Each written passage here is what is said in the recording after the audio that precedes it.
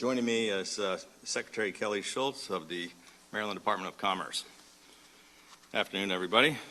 Today, the State Board of Education voted to require school systems that have not developed a plan for returning any students for any in-person instruction until 2021 to go back and reevaluate their reopening plans by the end of the first quarter. Last week, as a result of our dramatically improved health metrics, we announced that every county school system in Maryland was authorized to begin the process of safely reopening. We made clear that the legal authority and the final decision-making on these safe openings rests with the county boards of education.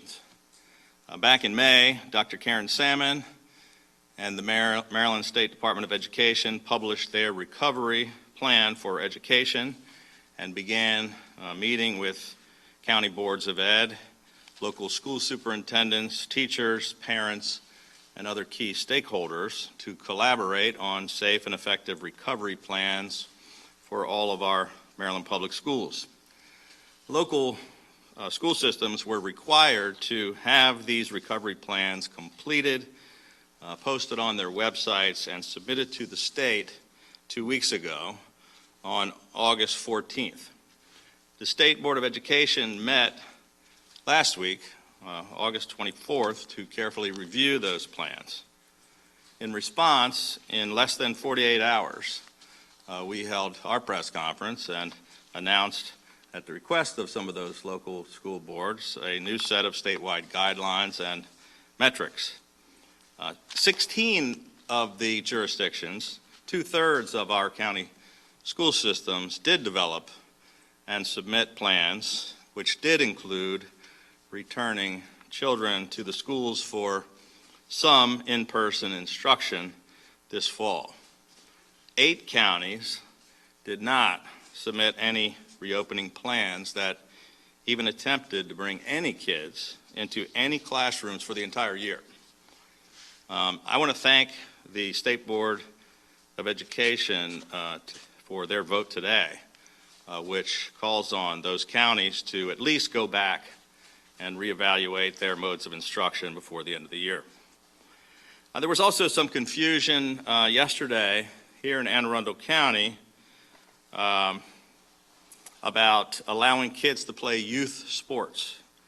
The county executive apparently tried to pass the buck on youth sports, but let me make it very clear. 81 days ago, on June 12th, the state of Maryland, through the Maryland Department of Health, issued an order allowing for all youth sports in Maryland to resume. County governments, of course, by law, do have the power to be more restrictive than the state, but it is the position of the state of Maryland that our young people should have the opportunity to play sports this fall, and we are encouraging local health officials to reassess their guidelines. I want to just provide a brief update on the upcoming general election. State Board of Elections has informed us that as of today, they have mailed out the absentee ballot applications to every Maryland voter. This is something that I asked them to immediately do nearly 8 weeks ago. We continue to strongly encourage Marylanders to take advantage of voting by absentee ballot or to participate in early voting. And for those who really want to vote in person on Election Day, we strongly encourage them to do so at off-peak times to avoid crowds and long lines at the polling places. Although local election boards repeatedly said that it would be impossible to get poll workers and poll judges through our efforts, the efforts of our administration, we have already recruited more than 11,000 Marylanders to sign up to serve as election judges, and we are continuing to urge local election boards to immediately contact them and train these election judges and poll workers. I'm pleased to report that our early and aggressive mitigation efforts to fight COVID-19 have been extremely successful, and that we have continued to see declining numbers in all of our key health metrics. Our statewide positivity rate is now down to 3.39%, a decline of more than 87% since it peaked at 26.91% 137 days ago on April 17th. Maryland's positivity rate has now been under 5%, which is the benchmark set by the World Health Organization and the CDC for 68 consecutive days since June 25th. And it has been under 4% for 24 consecutive days since August 8th. 15 of our 24 jurisdictions now have positivity rates below 3.5%. Hospitalizations are down more than 77% since they peaked 122 days ago at 1,711. And we have seen nearly 30% decline in ICU levels since July 25th. And we have seen a continued and sustained drop in the cases per 100,000, which is an additional metric now being utilized by Johns Hopkins, the CDC, and the Coronavirus Task Force. In just the last month alone, our statewide case rate per 100,000 has dropped by 45%. We continue to be in much better shape than the nation and better than most states across the country. And while it is absolutely critical to remain vigilant as we battle this deadly virus, it is also important that we continue to fight to protect and improve our economy and the health of our small business community and our struggling Maryland families by continuing to push to safely reopen our economy and to get more people safely back to work. Unlike many states across the country, we were able to keep more than 70% of our economy open throughout the entire crisis, and we have had more than 98% of our economy open since we completed all Stage 2 reopenings 74 days ago on June 19th. And today, I'm pleased to announce that we are able to enter Stage 3 of our Maryland Strong Roadmap to Recovery. Effective this Friday, September 4th at 5:00 p.m., all Maryland businesses will be able to open. Movie theaters and live entertainment venues will be able to begin safely opening at 50% capacity or up to 100 people at indoor venues or 250 people at outdoor venues, both with appropriate health and safety guidelines in place. In addition, all retail stores, as well as churches and houses of worship, will be able to increase capacity from 50% to 75%.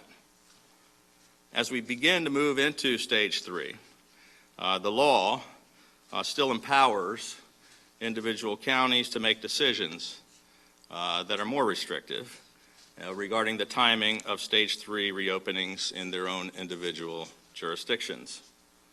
I want to remind the people of Maryland that moving into Stage 3 does not mean that this crisis is behind us, and remind them that we must remain vigilant so that we can keep Maryland open for business.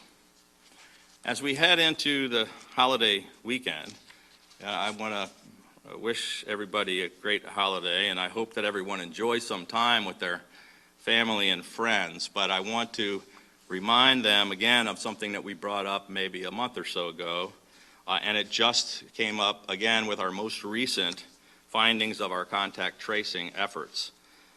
The number one activity of those who have tested positive since mid-July, reported by 41% of all those who were interviewed by contact tracers, was attending family gatherings. So, you hear about things and you think it's maybe dangerous to go to a restaurant or a bar or some business, but in fact, the number one thing reported is family gatherings. And, the next Highest activity reported of those positive cases at 19% were house parties and outdoor events. So while we want everybody to enjoy the holiday weekend, we tend to feel safe when we're around our family and friends, and in fact, that's when we let our guard down, and we don't do the things that we do when we're out in stores and out in places where we're actually being careful and following all the good advice. So just want to remind them of that. To further enhance our state's contact tracing efforts, I'm pleased to announce that in collaboration with Apple and Google, Maryland will be one of the first states in the nation to use Exposure Notifications Express, which is a state-of-the-art app that is designed to help public health officials more quickly provide notifications for residents about potential COVID-19 exposure. And we look forward to working together with Apple and Google on this exciting opportunity. As we move into this third and final stage of our recovery, I want to again sincerely thank our doctors, our nurses and public health officials, our small business community, and most importantly, the people of Maryland who have really pulled together over the past 5 months to respond to this unprecedented challenge with incredible courage and perseverance. And it is thanks to all of you that we have crushed the curve and saved lives, and that our response to this global pandemic continues to serve as an example for the rest of the nation. At this time, I'm going to turn the floor over to Secretary of Commerce Kelly Schultz, who can provide us with an update on our economic recovery and on our efforts to keep Maryland open for business. Madam Secretary. Thank you very much, Governor. It's a good afternoon indeed. Thank you. From the earliest days of the pandemic, the Maryland Department of Commerce has worked to support our businesses through this unprecedented and challenging period. Through our COVID-19 emergency relief programs, we have awarded nearly $175 million in grants and loans to thousands of small businesses in Maryland. We've helped them keep their doors open, pay their bills, and keep employees on the payroll. Throughout the reopening process, we have worked closely with our partners in Maryland's business community to make sure we help them get back to work in a way that keeps customers and employees safe. Commerce's business development team, along with our tourism division and our arts council, worked with 13 advisory groups from industries, including tourism, manufacturing, retailers, restaurants and bars, and attractions, among others, to develop industry-specific guidance and best practices for a safe reopening. These included recommendations for keeping a clean workplace, staggering employee shifts to minimize contact, installing signage or barriers to encourage social distancing, and other crucial steps to help us curb the spread of COVID-19 as the state reopened. This guidance was posted on our Back to Business website, along with the Maryland Strong Back to Business pledge that we encouraged businesses to sign and display publicly so their employees and customers could have the confidence that they were being protected. We have already gained more than 156,000 jobs during our recovery. Our unemployment rate is below the national average at 7.6% and falling, and all Maryland businesses now can safely reopen. We have stayed strong during this pandemic, and we will remain vigilant. We are, in fact, keeping Maryland open for business. Commerce will continue to work closely with our business community to ensure that proper steps are taken to protect the health of employees, of customers, and of all of our Maryland citizens. Thank you, Governor. Thank you. With that, we're happy to take some questions. Kate? Hi. Can you give us a little more information about the Apple/Google notification partnership? Do you have any concerns about privacy or trust issues with big tech companies, and how will it help contact tracing? You know, I think you stumped me with the very first question because I don't have a lot more information. Unfortunately, the experts on that topic are, I'll make sure that our comms team follows up with you and put you in touch with the experts who have more detailed information. I don't think neither Secretary Schultz or I have that information, but we'll follow up with you right away after the press conference. Angela will make sure we get you all the details. Thank you. Sorry. I think it's the first time I didn't have an answer for a question, ever. Are you frustrated with the school situation? You alluded to that in the beginning, with some of the counties not submitting plans, and a lot of parents saying, go back to school. Do you think it's political? I know you said last week it's not, but do you think some counties actually pushing back because they don't agree with your stance?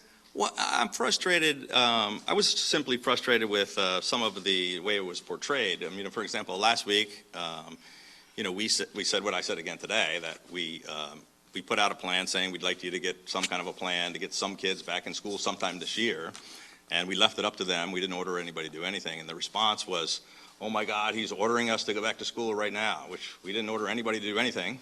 We didn't say anything about this week. There was hysteria about it was late, it was rushed. It was within 48 hours of when the plans were reviewed, and it was 2 weeks after they requested more guidance. And we said you have 45 days to take a look at it. So it was a lot of pushback, I think, from the teachers union and breathless coverage and editorials in the Baltimore Sun. But the fact of the matter is that it's a careful, important consideration that we have to listen to teachers and parents and students, and everybody wants to do this as carefully as we can, and there's real opinions on both sides of the issue, and I understand that. But I think just not basically saying the dog ate my homework and we're not going to do any plan for the whole year was not acceptable, and the State Board of Education decided that that was not acceptable. And 2/3 of the counties did a great job. It's just one third did not, and I think now hopefully they'll go back and. We're not rushing anybody into anything. Maybe the first quarter they won't be able to make any progress, but hopefully by the second quarter they will, because we have some of the best health metrics in the country. I was on the phone with many of my Democratic and Republican governor colleagues across the country, some of whom have health metrics 3-4 times worse than ours, and many of them have all their kids back in school already. I mean, we talked to one governor yesterday who has every kid's back in school since August 1st, and their health metrics are 3 times higher than ours.